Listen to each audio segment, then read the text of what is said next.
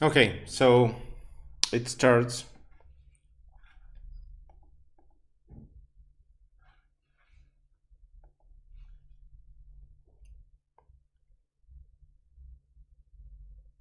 Hello everyone, and thank you for coming to our today's webinar. Today we're going to talk about realizing extra exchange in the end game, because you know extra exchange provides you with a lot of advantage, but it doesn't mean that every game with extra exchange is a winning game.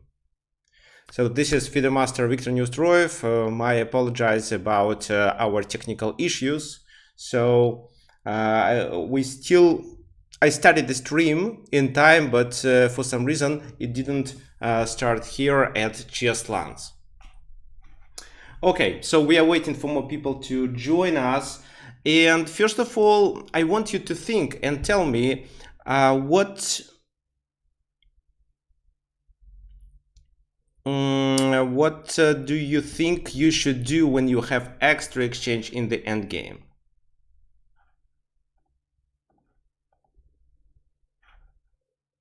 We are going to analyze several games today, and we are going to realize these ideas. So I'm going to show you the concept you should be doing, how to convert your advantage. There are several ways, and of course, what your general plans should be when you are trying to realize extra exchange. Is the sound and video quality good? Can you please check it? Oh, can you please let me know if it's good?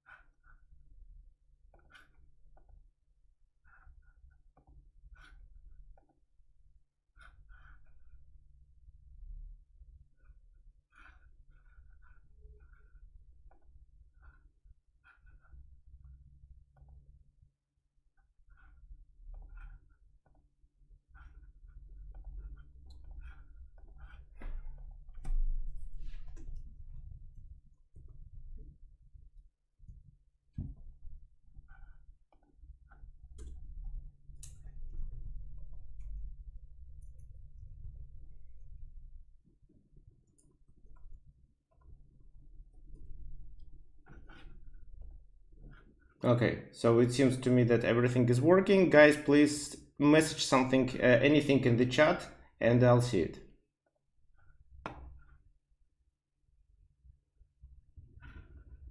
Well, it shows that we are not. Yeah, okay.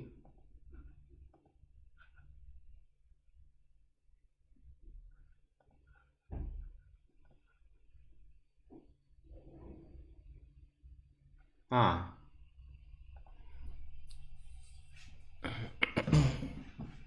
Okay, sorry about that. Now everything is working. Please let me know if the sound and video quality is good. So for some reason I started our stream, but it didn't start properly. I don't know because of what, but anyway, let's start now. I hope that guys, you can hear me. Please let me know whether the sound and video quality is good.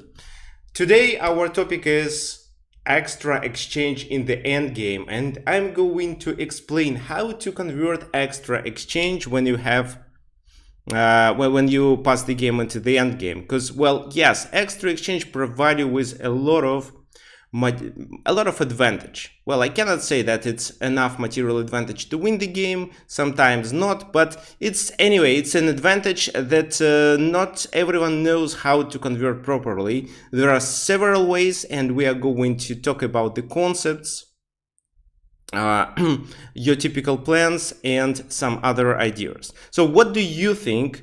What is the best way to convert your extra exchange in the end game? What you should typically do? What if there is a lot of pawns on the board? What if just there are a few pawns on the board, let's say 2 or 3, and if you lose, if you exchange even all the pawns, then the game is likely to be absolutely drawing, theoretically drawing.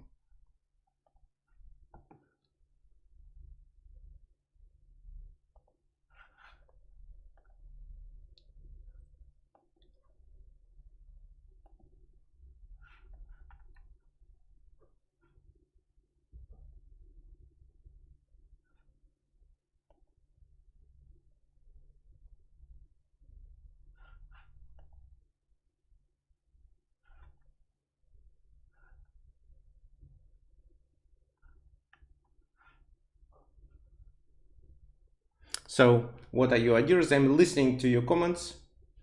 Okay, so Paul suggests to sacrifice the exchange back. Well, yes, Paul, you are actually correct. This is one of the ways to convert your advantage, sacrifice the exchange back, and it's quite common when together with this exchange you gain one or a few pawns. Yes, this is a possible way, definitely, but what you should do in general if you see that sacrificing the exchange back doesn't provide you with a winning position. What else?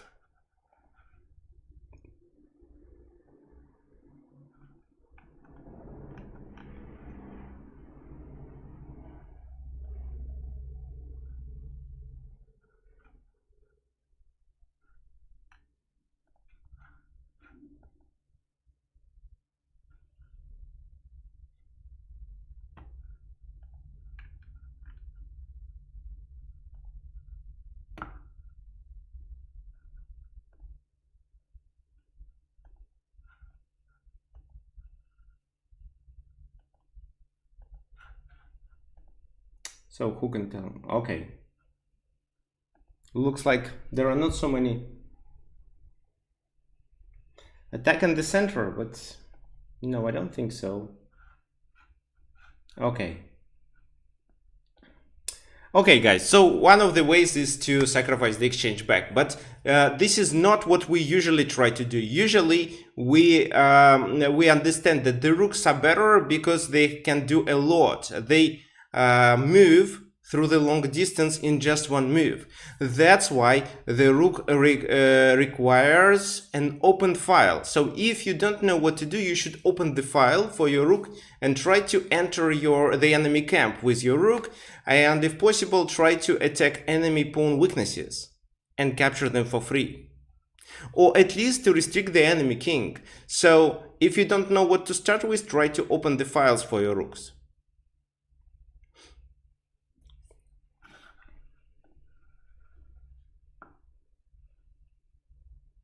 What else?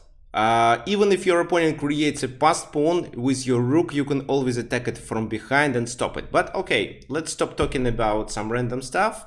First of all, we are going to take and analyze this game between William Lombardi and Bobby Fischer. Bobby was black and he has extra exchange in this position. There is one pawn as a compensation. However, Lombardi just played this move, Rook e1, which was a blunder. Instead of doing it, he'd better try to do Rook e1, for example a6, then maybe h5 to restrict the black's option. Black is still better, but it's not a completely winning position.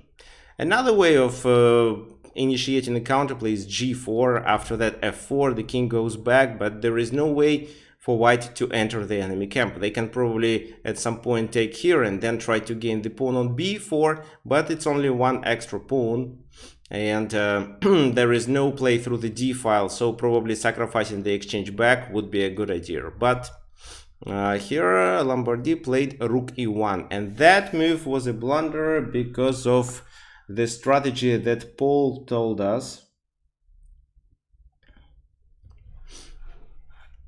Now we can sacrifice the exchange.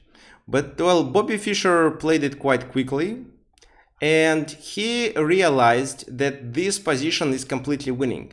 This endgame with equal number of pawns is completely winning. Why? Who can answer?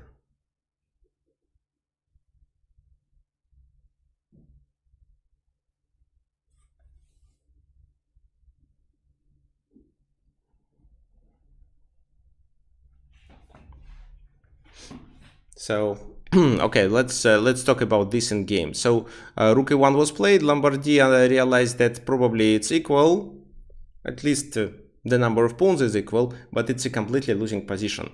What's the best way to black to win here? So what Bobby had in mind? Opposition and spare moves. Spare moves is are so-called reserved tempi. So this king is quite closer to the center and is likely to occupy the c4 square, which will tie the enemy king down to the protection of this pawn. After which Black didn't move their pawns, so they are likely to have more pawn moves rather than white, and that will force the white king. Another thing here is that black is able to create a passed pawn. So even if, just let's say, something like this, even if so, it's possible to play b6, a5, create a passed pawn, and try to take advantage of it. At a certain moment of the game, we play a3, and their king is, I don't know, have to go to b1, and that allows us to capture the pawn on c3. So this is one of the ways. An outside passed pawn can tell you that it's a winning position. The other thing is that your king is able to occupy very important spot. You keep in a position and use your reserve tempi. So you don't really need to calculate it. It can be seen by a naked eye if you are quite familiar with pawn endgames. So I actually have a course about it. So if you're interested, you can get enrolled into it. It's quite cheap, actually. Okay, so rook e1. That was a blunder. Bobby instantly played rook takes c3 and then took on e5. King d5, king d2, king c4.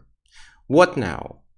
Well, it's possible to play king c2, but then h5. And with h5, black has 1, 2, 3 reserve tempi. For example, f4, b5, 2 reserved tempi. King goes to d2, king b3. Well, of course, there was another way of playing here. For example, b6. So the king has to stay on d2, for example, and then we play a5. Well, we are attacking the pawn, so they have to take king c2, a4. Now, if king d2, it's just king b3, and black promotes faster. Like that. So, c4, we take on c4, so they have to play this move, then a3, c4, and a2. So black promotes faster. If, let's say, not king d2 but king b2 in this position, then, well, a3 is interesting, but I think that this move is better. King goes to a3, king c3, king a4, and black is closer to these pawns. So like that. Then this. No, wait, what I'm talking about. King goes here, just this pawn can be taken. King goes here, this move. And then the f pawn is promoted. So these ideas allow us to win the game. So in the game it was h5, and Bobby played b6. King c2, g5. h6 now, f4, g4. So now black has to move, and here black continued with a5.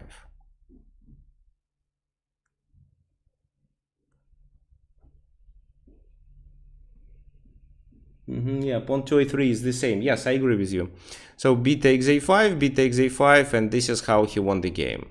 So quite similar to what I demonstrated.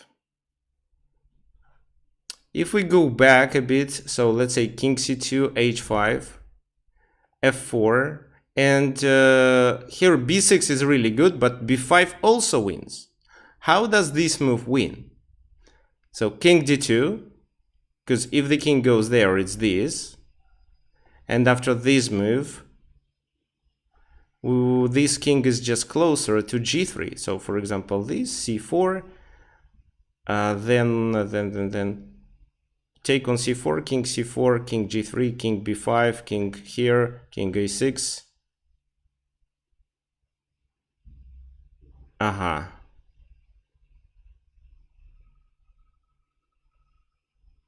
Then these, take here. Then white promotes faster. That's the problem. So maybe I missed something.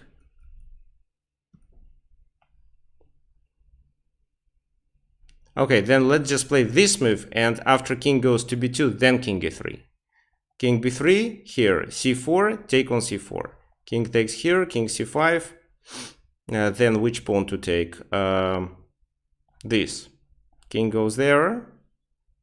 King g4, king a6. This. Then the pawns are promoted simultaneously, but not simultaneously, but black promotes with a check, so king a7, and with a staircase maneuver you can stop the pawn, or you can just sacrifice your queen and simply take on h4 and promote the h pawn. By the way, who remembers about a so-called staircase maneuver? When the queen comes closer and stops the pawn promotion. Who remembers? If you want, I can demonstrate it here.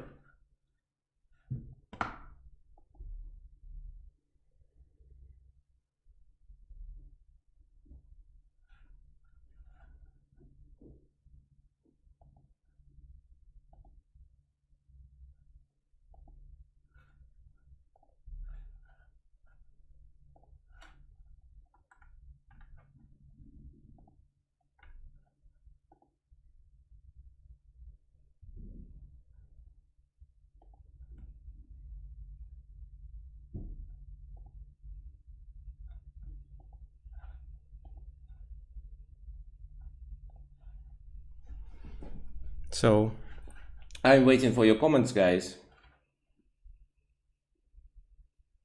Yes, okay, let me show you. So not everyone is familiar. So this is a staircase maneuver. What does this thing do?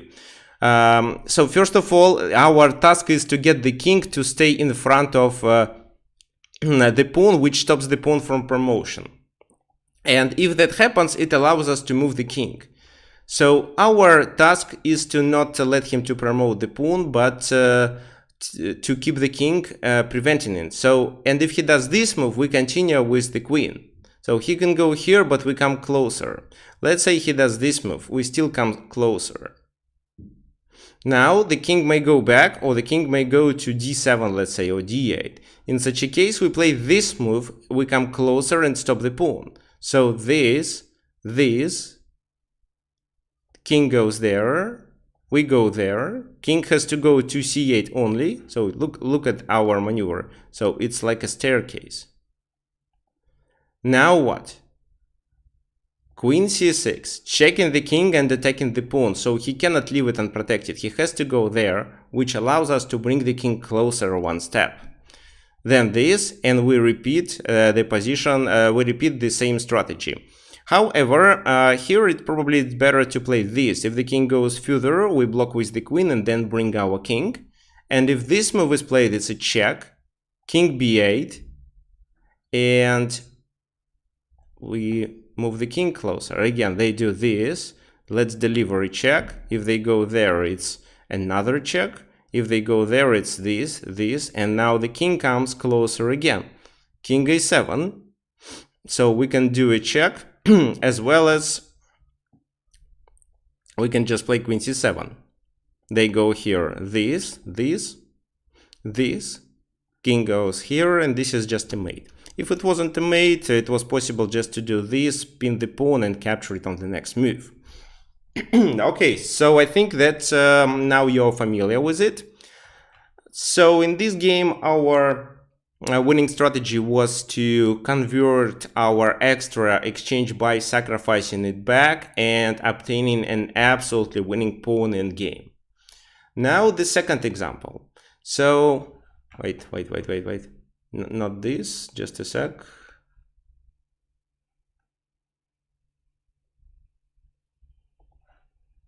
Okay, yeah, actually this.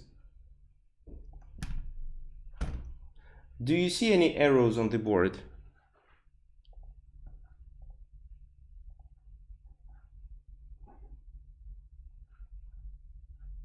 I'm not sure if you see it.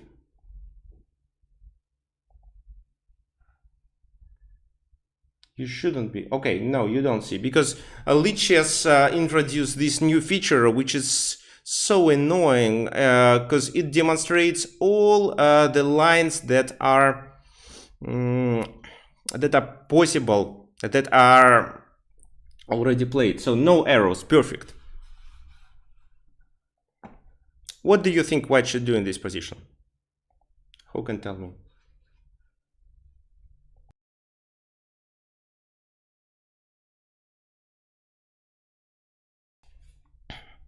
Okay, let's continue. So what are your suggestions? Okay, there is a good question from Perumal. How to calculate in polling game with equal material?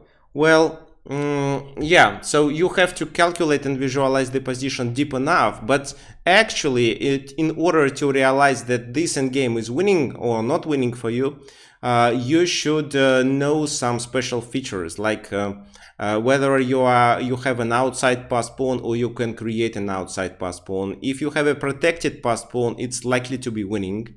If you force the enemy king to lose his opposition, then you are likely to be winning too. So there are a lot of such features that you'd better learn at least once, and then you would based on it, you would understand whether your endgame is winning or not. And of course, to not calculate whether the king is able to chase a passed pawn or not, you have to remember about the square of the pawn. Yeah, so it's quite... So yeah, well, the staircase maneuver that I demonstrated, if, for example, it's a beginner playing it, there is a chance of a stalemate. Okay, so who can tell me how to play in this position?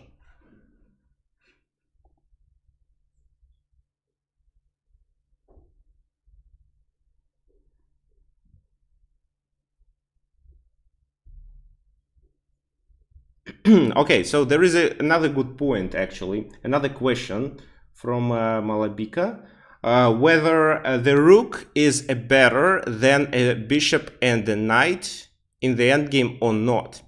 Well, the rook can be better than bishop and knight in the endgame if the board is if the position is open and the rook tries to promote the passed pawn. In such a case, the rook can be stronger. The rook and the passed pawn can be stronger than two minor pieces, bishop and knight.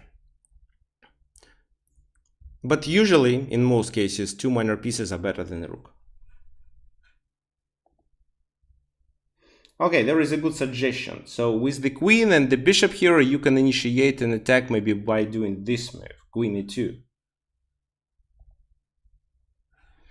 Queen e2, and what happens then? So this is the threat. So bishop c6 trying to exchange. Rook d2, but rook f1. The bishops will be exchanged. If something like that, just queen b5 offering another exchange, bishop, sorry. So once again, here, here, here, here, here. Queen b5, bishop d3, queen b8. And then it's not a winning position for black. Okay. Doing such move like this, which is also attractive in this position, doesn't win because black sacrifices the queen for bishop and the rook, and it seems that they are able to get a fortress. So their bishop goes to f1, the rook is somewhere protected, and they just play any random moves, and I don't see how black opens the white's position and takes advantage of it. If, for example, there were some pawns on the queen side, then maybe black would win, but in this position there is no way.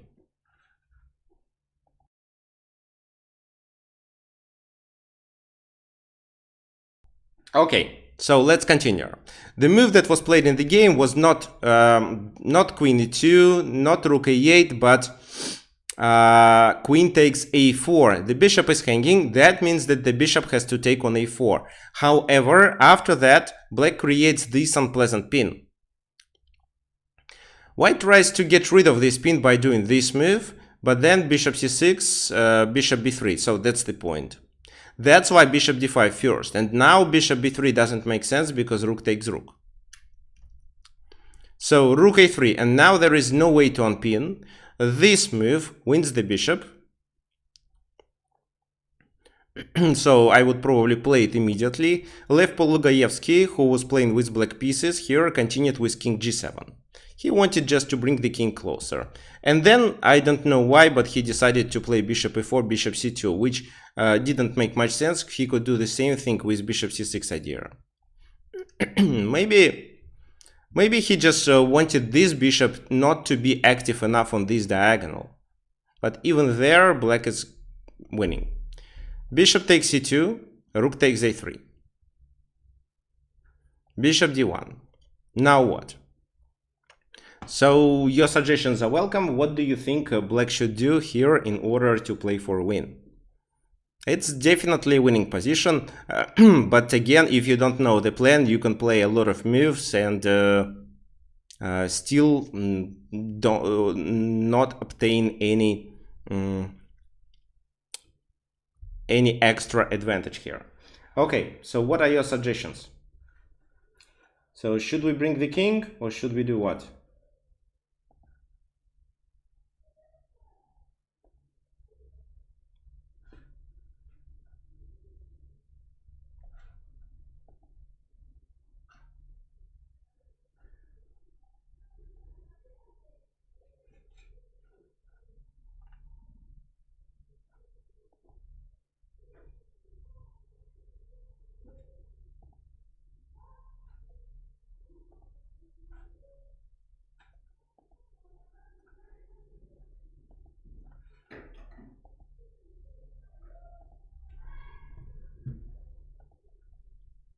So what do you suggest? So king g6, rook a2 restriction.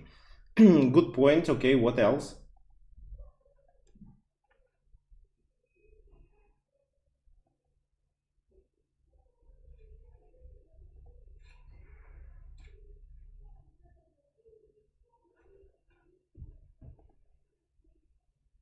Maybe rook a1 too. Yes, rook a1 too. So yes, we should bring the king. But why you guys suggest king g6? The king should be in the center. So on these squares, ideally on d3 or on c3, trying to restrict this king. Rook a2 cutting the king off makes sense, but even if he goes to d2 after this check, he has to go back to protect on f2. So rook a1, king here, check. Well, actually, king f6 was played. Bishop f3, king e5. Bishop g2, so finally white achieved what they wanted with the bishop on the main diagonal. Rook a2 check and the king goes back to protect here. And your king should be here or here. So, because if, for example, there were pawns on two flanks, on the king side and on the queen side, you would try to combine the ideas of attacking both the queen side pawns and the king side pawns with your king and rook, especially with your rook.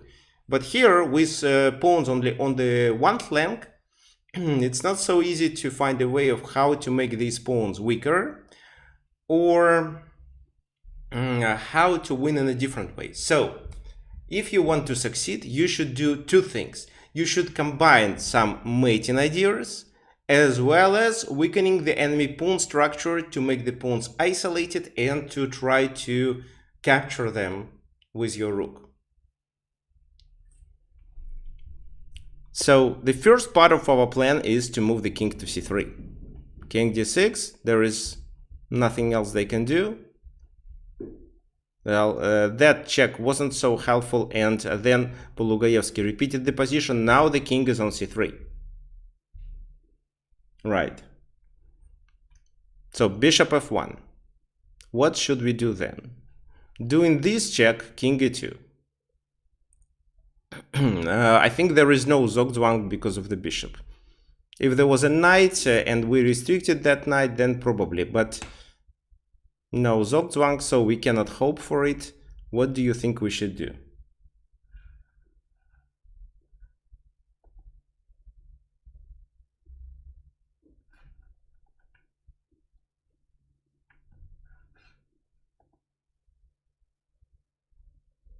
Sacrificing the exchange now, I think, doesn't allow us to win. What for? Well, I can show you if you want, but let's just picture it. So this, you sacrifice, he takes, you play king d2. He maybe plays king g2, king e2, and maybe h3. No, I don't see how you win here. But maybe it does make sense actually. So this.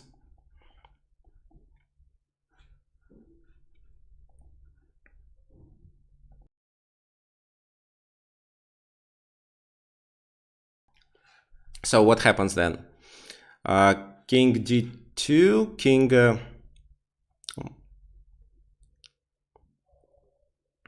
so king g2, king e2.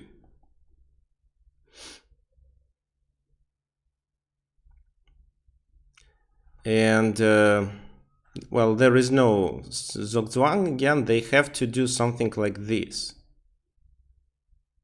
So let's say h h3, h5.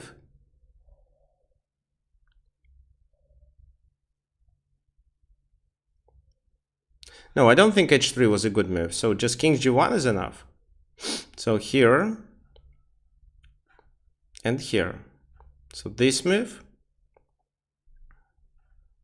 this move, this move, take, and just this move. So it is a draw. Black has no way to progress.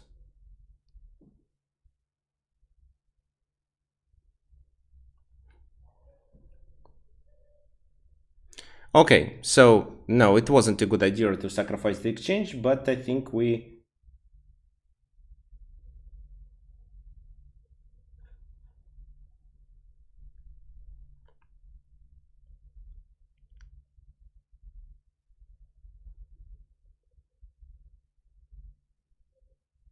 Yeah, but I think we should find something else. Okay, what are your suggestions?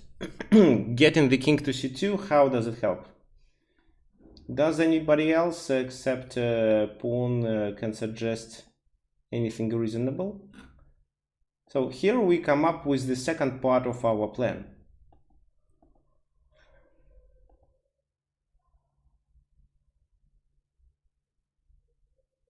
What is the second part of our plan? Who can tell me?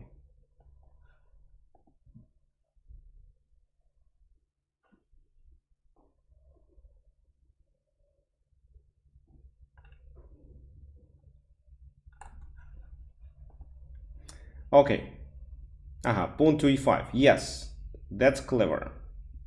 Not king c2, rook b1, because it doesn't really make much sense. It doesn't allow you to progress, but e5. e5, bishop g2, f6. Now, doesn't really matter how they play bishop f1 or bishop h3. In the game, it was bishop h3 and then f4.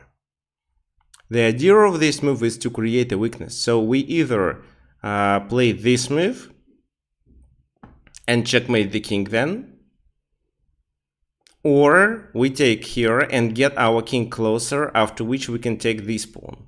Or we can capture and take the pawn on h2. So that means that they have no other option but to take on f4. Now, if they take, its rook goes there, and we take here and try to attack the pawn on h2. So f5, rook h4, we take this pawn and create a passed pawn. Bishop goes away, take, maybe here, and then we have a passed pawn.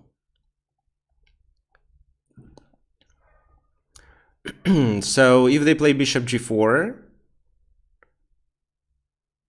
just king d3. So, and we have this idea, delivering a checkmate, and if they take, this pawn will be vulnerable. Okay, so that was bishop h3 move, and we are going to continue with this move because it happened in the game. Let's talk about bishop f1 in this position. So bishop f1, there is no big difference. You still do the same thing and then play rook b4. f5, rook e4 check. The king is forced to go there. So blocking with the rook isn't a good idea.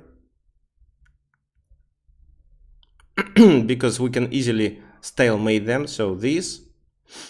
And then we can get to the d2 square with our king, because now they have to take, have to move the king. So let's say this, Then I don't know, let's say f3, okay, I move the rook further, king f2, and then this. And after that, we'll capture at least these 2 pawns. So let's continue with bishop h3.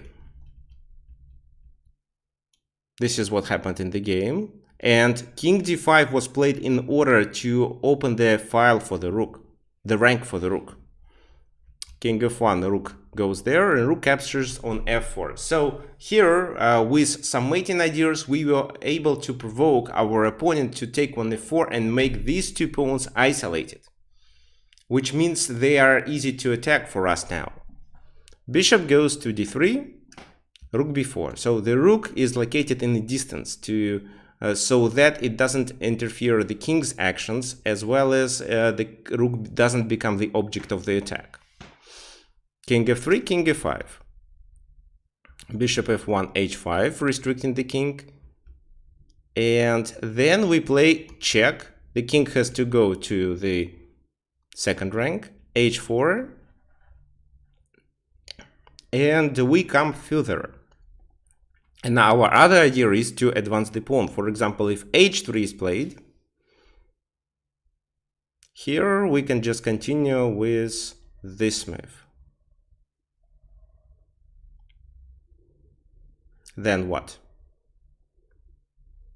Well, let's say this.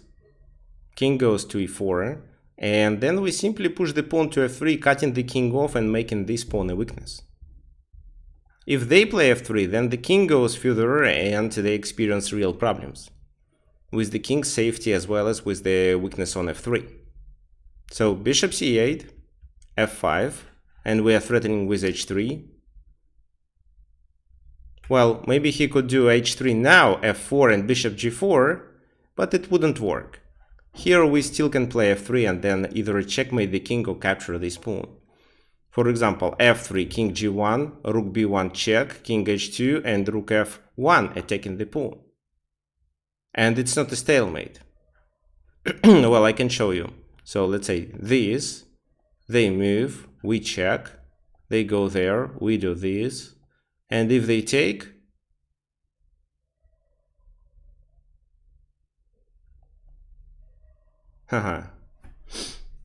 if they take, it's actually stalemate, right? So this is a stalemate. Okay, so probably rook f1 was a mistake.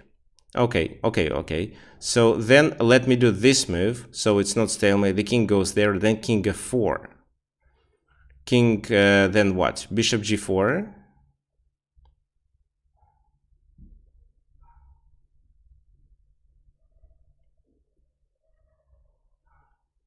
And in this case, I play this move.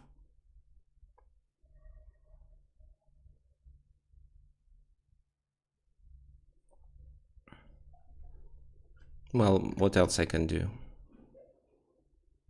Well, I think that instead I can just deliver a check on the first rank. He goes there, I do this, bishop takes. If I take, it's a stalemate. But if I do this move, they have to block with the bishop. After that, I play this move.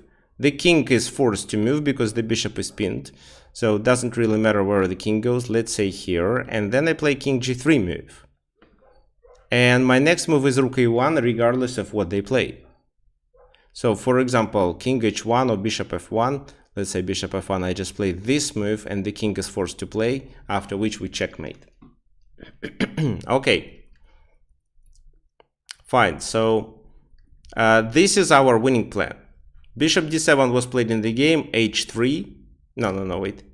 Bishop h7, h3 was good, but rook c3 was played. Bishop e8, king e4, bishop h5, and h3 in this position. So I don't really see any difference. h3 could be played much earlier. Probably Polugaevsky waited for bishop h5 to get his king to f3. So now king f4. Well, actually he played king d3. And then he's threatening with a mate, after which white resigned. Why did they resign? Okay, so this move, then this is a mate. If, let's say, they play f4 to create a square to escape, after king e3, it's still a mate. and such thing like bishop d1 doesn't help. First of all, the pawn is hanging, and second, it's this, and we just lose a tempo, and it's a mate. So what do you have to think about? Okay, so this position is kind of unclear by the first glance. It's not easy to find how exactly to attack. Looks like these pawns are not weaknesses. You can hardly attack them, and the king is quite close to protect them. But you may create a weakness in case if you play f4 and you combine it with some mating ideas. And in order to obtain these mating ideas, you should bring the king to c3. This is the first part of the plan. And then f4 to try to exchange the pawns, because if they ignore it, you either play f3 or capture on a3. And with f3 move, you obtain just a decisive attack, which ends with a checkmate in just a few moves. That's why your opponent has to take. And this is how he ruins his pawn structure and makes the pawns vulnerable. And this is how you can win. So combine your mating ideas with the idea of weakening the enemy pawn structure. Okay, the second example is this. The game between Mikhail Botvinnik and, Samuel Oryshevsky and Mikhail Botvinnik. Well, by the first glance, the position doesn't seem to be losing. There is a fork on b5, there is this move, but something like king a6 would be enough. And if rook checks, just block with the rook, let's say. Why not? Maybe just something like that would be good. Oh, then actually knight c8 is a check. Okay, so Samuel Oryshevsky played rook h1 in this position. And what do you think is the best way for black now? Who can tell me? Here black wins the exchange, that's true, but what's the best way to play it, to find it?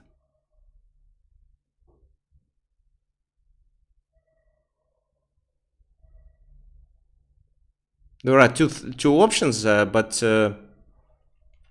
which one is better? Let's decide.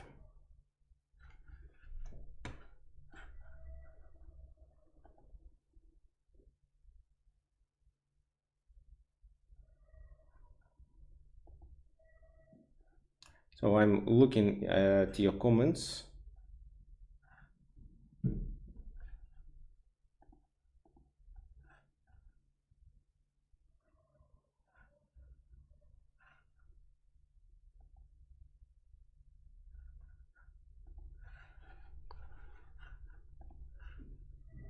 Okay, knight c8 is knight c8 is better than such a move like knight b5.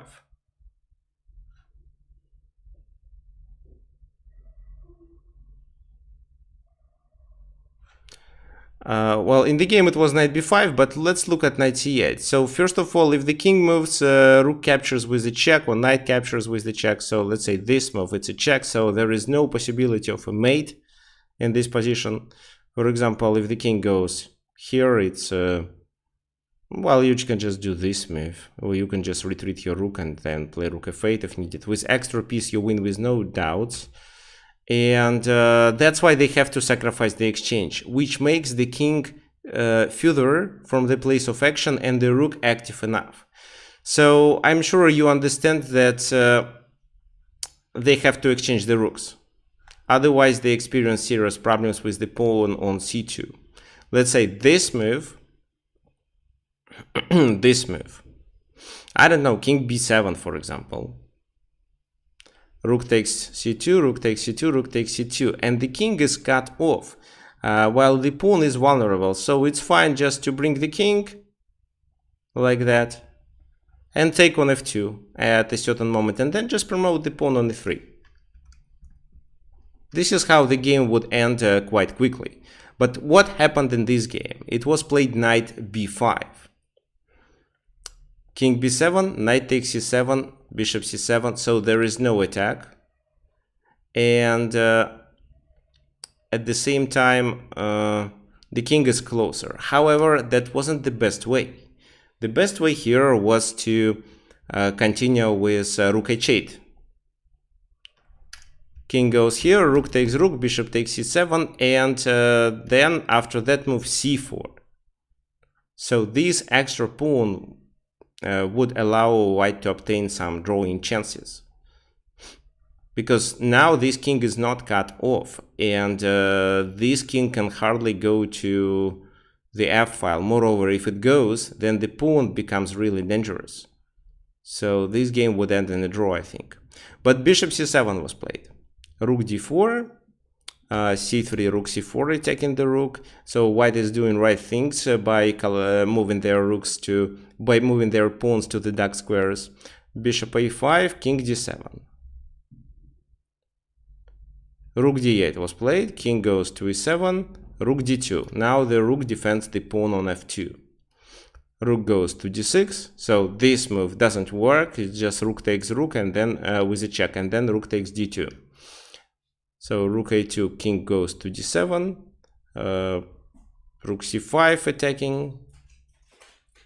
If, for example, they continue with bishop b4 this time, it's rook c7. And then if this move rook a6 and after the king goes there, it's rook b6, king goes there, and king c8. And there is a chance to checkmate with this move.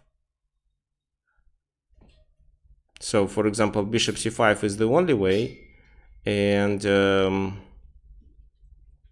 well, you can take the rook, of course, but I'm looking... you can just do this and checkmate. So bishop b4 didn't work. That's why in the game it was bishop b6. Rook takes c3. Well, maybe there is anything better to play. If, for example, this move to protect this bishop.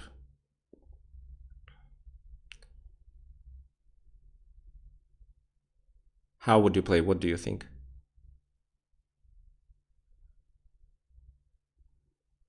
Well, most likely this, forcing the king to go further.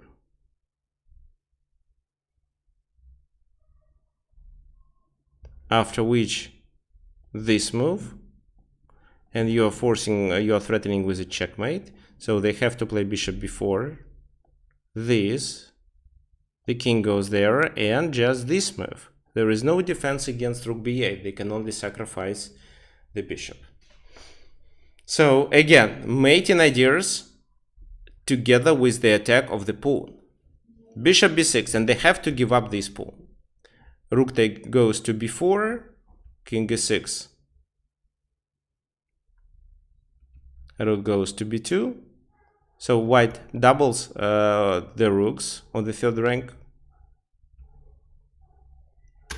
Then repeats the position and creates an opportunity to make a pin. So bishop goes there, the king is cut off, and this is the most important factor. So here it's even enough to bring the king to f3, to play this move, and then remaneuver, and then maybe actually take on e3, or get the other rook attacking f2 and sacrifice the exchange back in order to promote the e pawn. But you can win much easier if only you remember about mating threats. So rook d6, king goes to a5. Rook d8 is a mating threat. If, for example, in this position, the king went to a7, how would you play?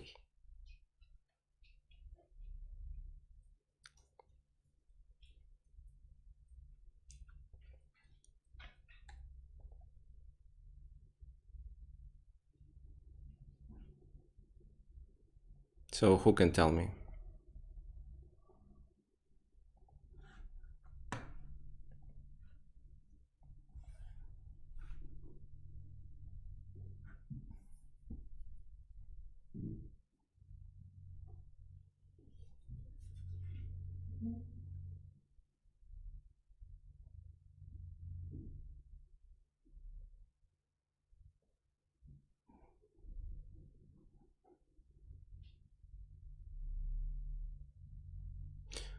Well, I think it's enough just to bring the king here to c8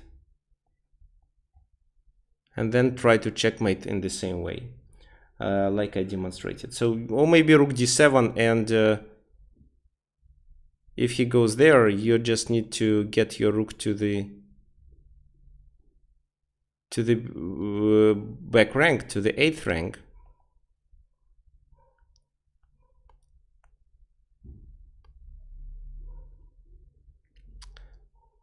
Well, maybe the most simple way here would be to do this. And then, well, let's say they play some move. You do this, he goes there, and you just offer an exchange of the rooks by doing... Well, I wanted to do rook e8.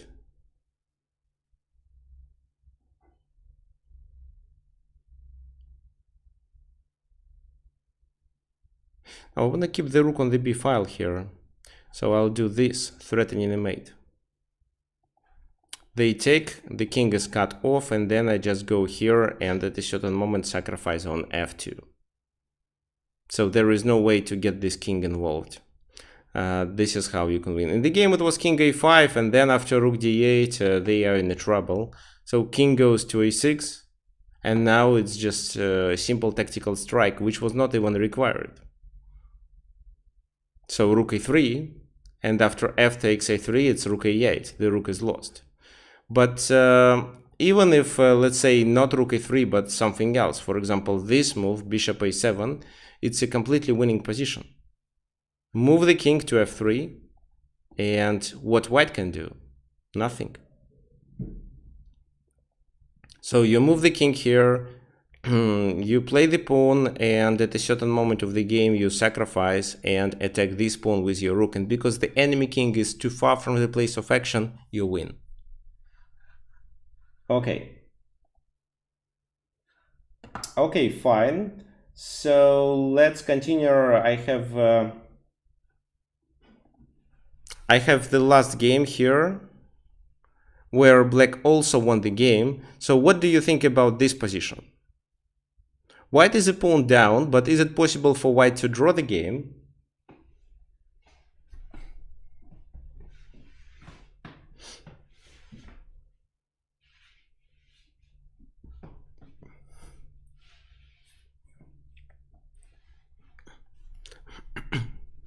So who can tell me?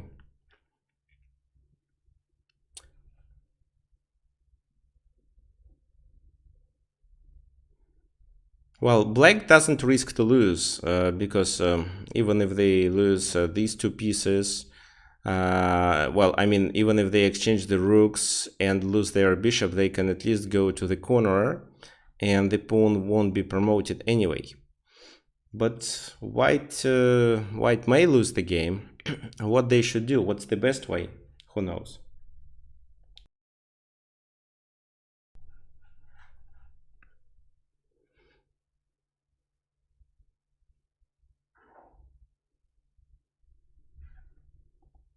So rook c7 is a suggestion here.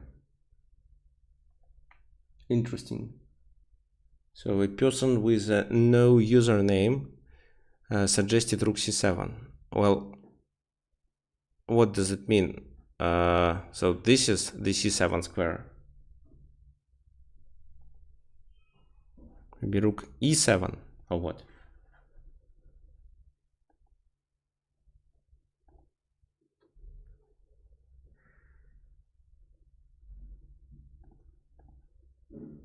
Rook f2. Oh, the question is what white should do. So black may play rook f2. Yeah, so rook d8, for example, just a random move, rook f2, king b3, even check, king a3, and then even b5. It still can be a draw. So, for example, a takes b5, a takes b5, rook b8 just. So b4 cannot be played, rook takes b4, and there is no pin because your own rook is hanging. And you can try to blockade it with your bishop also. So bishop goes there, then b5 becomes more vulnerable. So yeah, it can be a draw. what happened in the game? Instead, White decided that they don't need this move and they can just sacrifice the exchange with these, but then capture this important pawn on b6. And the position becomes drawing. This is what White had in mind, but actually it's not. And again, it's not because of the king's position. If the king was somewhere in the center, it would be a draw. But with a few pawns, well, with pawns on the board and with the king being trapped in the corner, it's not. King c3, a5. Well, that was a correct decision. The pawns should be located on dark squares. Otherwise, king b4 and king takes a4. King c2, bishop a7. King c3, bishop b6. So they repeated. Rook h3. Rook h3 to deliver some checks here, or maybe to do this. King goes to a3, king goes to c4, check. And now if the king goes there, it's easy. What do you think you should do?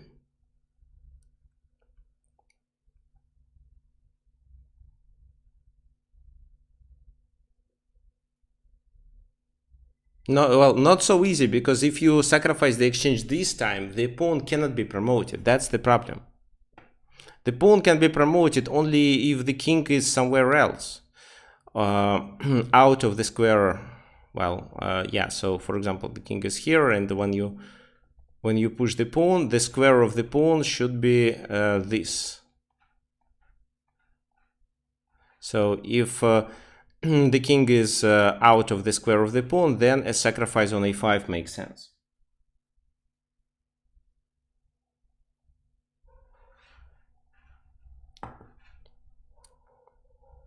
If that happened, I think you can combine two ideas. First, how to checkmate the king, and second, that this bishop doesn't have many squares to move to and may become the object of the attack.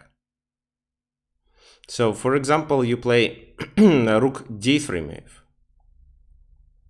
They cannot play with the king, they can only play with the bishop.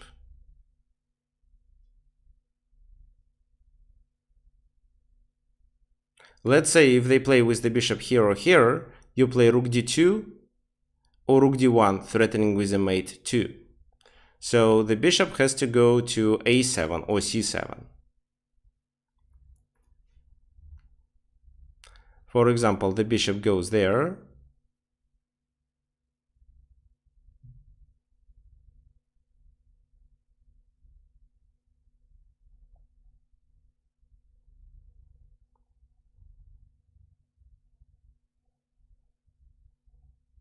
And then what do you think how you should play? Still rook d1. Still rook d1, I don't see a better move. And then, yes, you can do this thing. This time you can just capture the pawn on a5. So that means that this bishop should go to c5 or c7. For example, if it goes to c7, you play rook d2, he goes to a3, you play this move, bishop b6, you chase him away and try to create a mating net, similar to what happened in the game. So the key idea is to checkmate the king and at the same time attack the bishop once the bishop moves away from the defense of the pawn. So for example, let's say king c2, rook d5. They have to, if they move the bishop, it's over. So they have to move the king again. Then you do this move, forcing the king to go to the first rank. Well, then probably king c3 is good in this position. Yes, it is. And you're with this move, you are trying to checkmate. So let's say now they play with the bishop. If they, for example, continue with this move, then this is a double attack. So you take the pawn at least. If they play this move,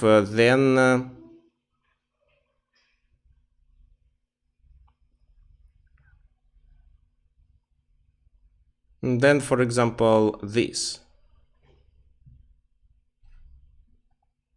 So they play with the king to b1 if they don't want to lose the pawn. you play king b3, and now if the king goes there, it's a checkmate. This is also a checkmate, and such move like bishop f4 also doesn't help, because it's just rook a1, the king has to go to the edge, and rook c1. Checkmate. Okay, so with king a4, it will be easier for black to checkmate the king. King a2 was played. Rook h2 check, king a3, king b5. King goes to b3, and this is where black made mistake. They played quite a logical move, and that move was a mistake. So can you find the best option here? Black to move, what's the best option?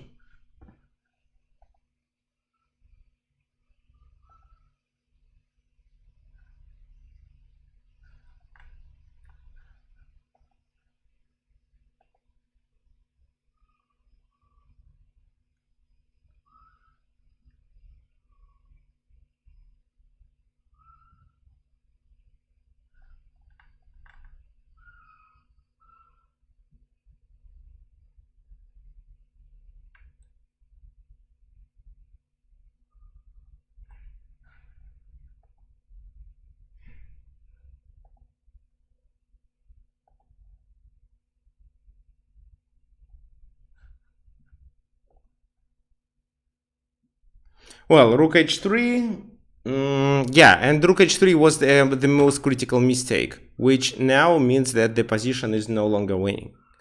Rook h3, then the king goes to c2. King c4, king d4, and he escapes. Now you cannot deliver a checkmate. And sacrificing the exchange back doesn't make sense. You should force the enemy king to stay on the h or g file to make it successful, which is also impossible. So instead, here you'd better play rook d2. King goes to c3, rook d5. Let's say bishop f2, and this position would be winning. You could just capture the pawn and try to promote it. If the bishop moves somewhere else, let's say to c7, you have this. So that means that the bishop has no moves and the king has to go to b3, and then you chase it away. And still continue the idea that I previously demonstrated. Instead, the rook h3 was played, but luckily white didn't take their chance, didn't move the king to c2, they played king b2, and now such move like rook d3 or like king c4 would help black to win. But instead they played king b4, which was also a mistake. King c2, rook c3. So black didn't figure out how to win, but black player was already 2480. But rook move to c3 is just a blunder, after which the position becomes winning, absolutely equal because of king d2 or king d1. So the king goes away. While the king is trapped, there is a chance to deliver a checkmate or to make a combination of a checkmating ideas and the attack of the bishop. So king goes to b2. This is what happened in the game. But let me quickly show you. If the king goes here, how to play. Well, king c4, king goes here. King d4 is not an option. So let's say maybe this move. They just do this. And every time you try to do this, the king goes here. And there is no possibility to chase the enemy king to the edge of the board. So rook c3, luckily white played king b2 and the king is trapped again. And this is where black still made one mistake. Rook c8, king a2, rook c2 check, king b3, it's fine. The king is on the first rank, so we did almost everything. King goes to c1, and now what?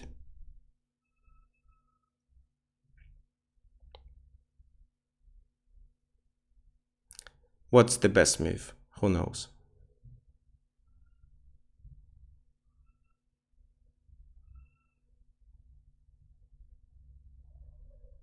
So here, white actually wants to escape.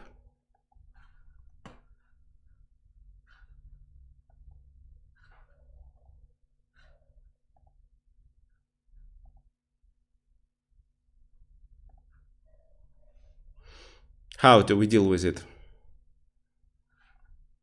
So white wants to escape with king d1 and so on. In the game, black continued with king c3, trying to stop it, but king d1. So that is a mistake. But if you, let's say, play this move or this move, that would work. For example, rook h5 attacking the pawn. They cannot ignore it. They play this, and with rook d5, you stop the king. At the same time, the bishop cannot move. Bishop c7 is a blunder. Bishop cannot go neither here nor somewhere else because they have to defend the pawn on a5. And if they don't move with the bishop, then it means they have to play with the king. But the only square with the king is this. After that, it's a checkmate. So they have to give up a bishop or a pawn, which means absolutely losing. But king c3. And then for a few more moves, the position became equal. And finally, black won the game only because of the blunder bishop c5. Now I want you to find how to take advantage of this move. Who can tell me? So I'm waiting for your comments, guys.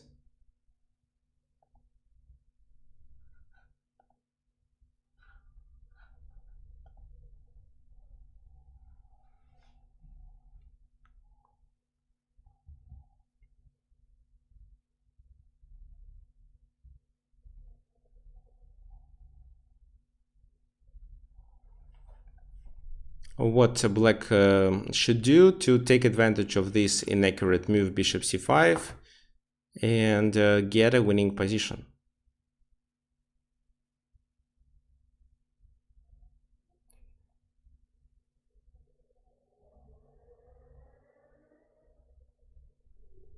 Okay, yeah, good point. Why this move is a blunder? Well, this is what I ask you to find out. Okay, so no suggestions, that's why let me demonstrate it. It's a rook e5 with a tempo. So for example, it was better just to play some random move, king f2, the game would continue with this, then the king goes to, let's say, g3 maybe. And there is no way to go to e3 and try to chase this king off, because of this bishop being on this diagonal. But after bishop c5 and rook comes to e5 with a temper, and what? They have to defend the pawn, so they have this or that move. So let's say they go to b6, then rook f5, king goes to g2, and because the enemy king is cut off, here you can take advantage of the king being closer to this pawn, sacrifice the exchange and promote the pawn. For example, what now? They cannot move with the king closer, so this. Then they play king g4, you sacrifice, they take, you take, king goes there, and you simply shoulder this king. So that's why this is a blunder. Rook e5, bishop b4 is the second move. This move was played in the game. King goes to d3, king f2, and rook b5. So now it's not so easy to defend the pawn. It can be done only through the e1 square. But after this move, it's rook f5, and the king has to escape, leaving this bishop more vulnerable. So for example, king g2 or king g3, and then king e2. So what now? Now the bishop is under attack. If the bishop goes here, it's just a fork. If the bishop goes here, it's this. And the pin. But maybe that wouldn't happen in case if the king goes here. Well, okay, right, you play this move. Let's say the bishop goes there. Now you don't win the bishop, but it's still a winning position because you are able to chase the enemy king to the edge of the board.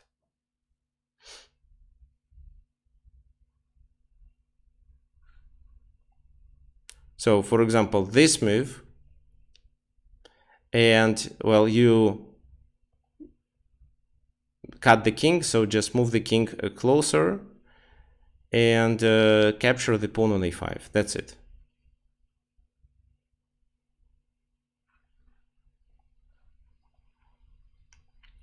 So king e2 was played, king g4, this is how white continued, but after rook c5 they resigned because this move is a blunder, and anything else would lose the pawn on a5.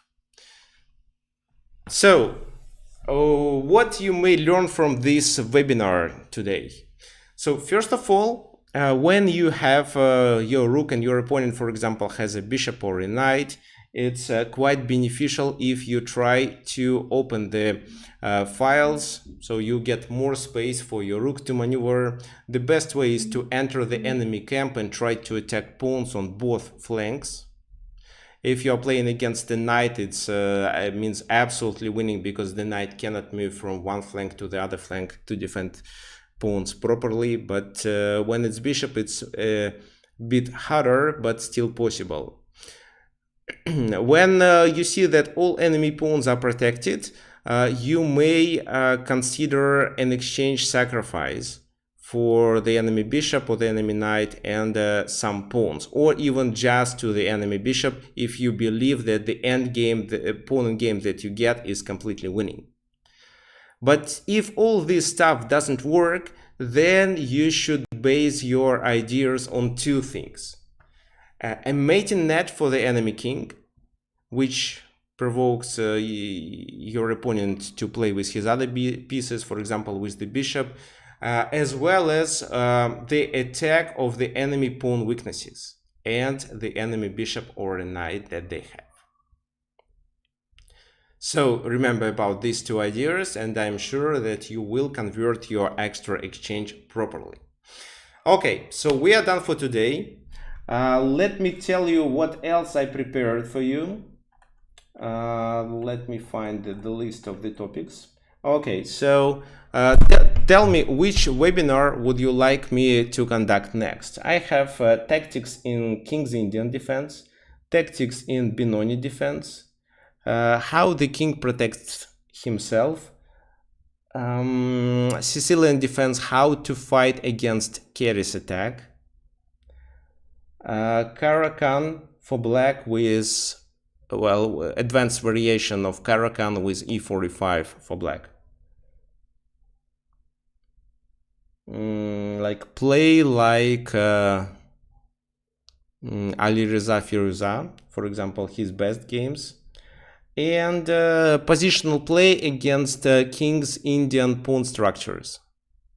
So these 7 topics. Which one would you like me to do the next?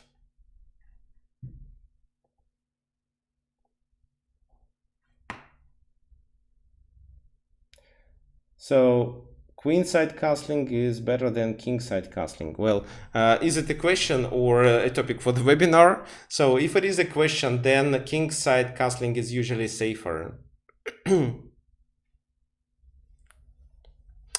Okay, so kingside castling is usually safer, but it depends. For example, yesterday I played the game in National League in Argentina against an international master who is 2400.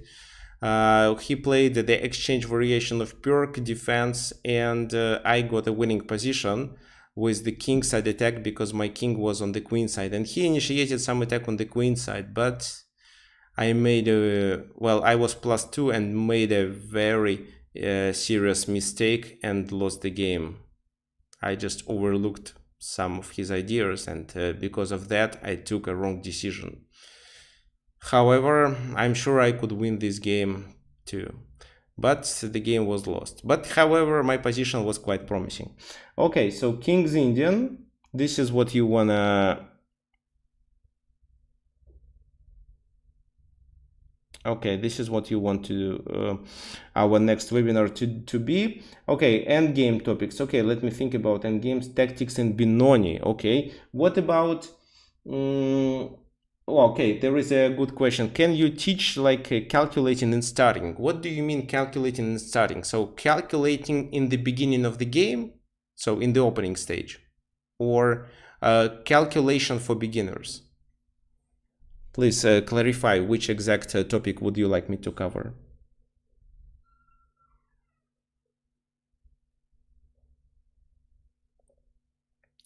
Okay, so anyway, I think that it makes more sense to do our next a webinar about King's Indian Defense. So it can be either tactics in King's Indian Defense or how to play against King's Indian pawn structures. But I think tactics in King's Indian Defense is more excited. So that's why we're gonna do our next webinar about it. Do you have any other questions for today?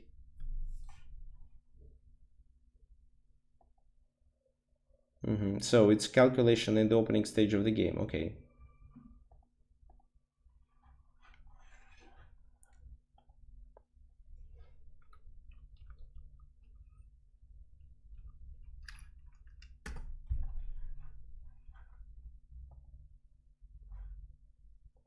Okay, and for those who is not familiar with our online chess school, Chess Lands, this is our website, and this is where you can schedule your free trial class with one of our coaches. You just click here, schedule your free chess lesson.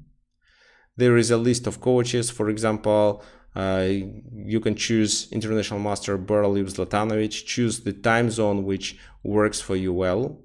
So this is your time zone. Well, right now I am in, it can be uploaded automatically, but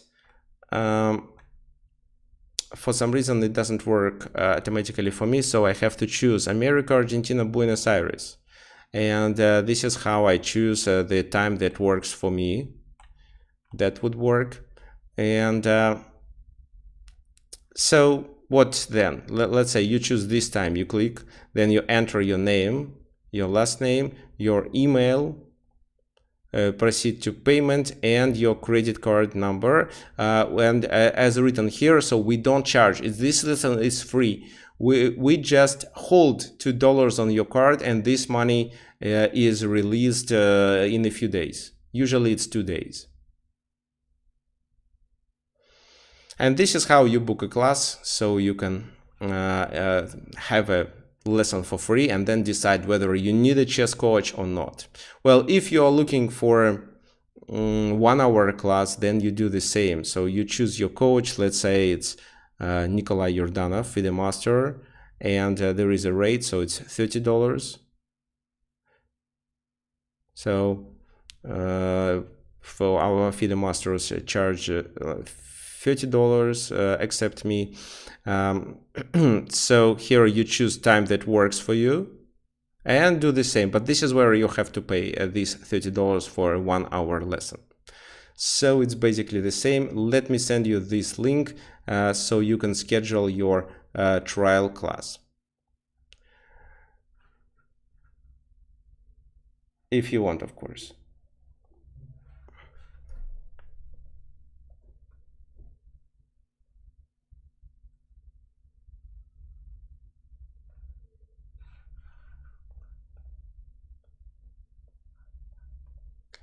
Okay, so test after classes. What do you mean? Which kind of test? Do you want me to do a kind of a quiz after the webinar, or what are you talking about?